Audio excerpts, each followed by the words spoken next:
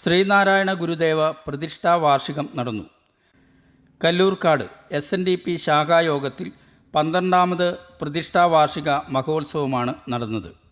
വൈക്കം ബെന്നിശാന്തിയുടെ മുഖ്യ കാർമ്മികത്വത്തിൽ വിശേഷാൽ പൂജയും നടന്നു.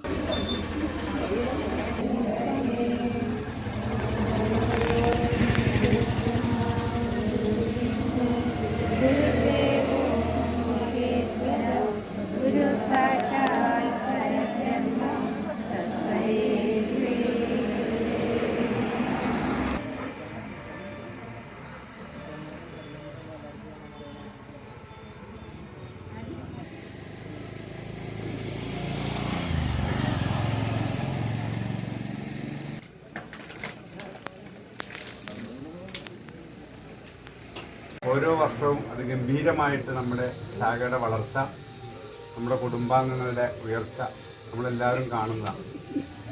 അപ്പം നമ്മൾ ചെറിയ രീതിക്ക് ഒരു ഗുരുദേവ മന്ദിരമായിട്ട് നമ്മൾ തുടങ്ങി അതിന്ന് വലിയ ഒരു മാറ്റമായിട്ട് വിളിക്കുന്നവർക്ക് അനുഗ്രഹം ചൊരിഞ്ഞുകൊണ്ട് മഹാഗുരു നമ്മുടെ ഈ കല്ലൂർക്കാട് ശാഖാ മന്ദിരത്തിൽ കുടികൊണ്ടു.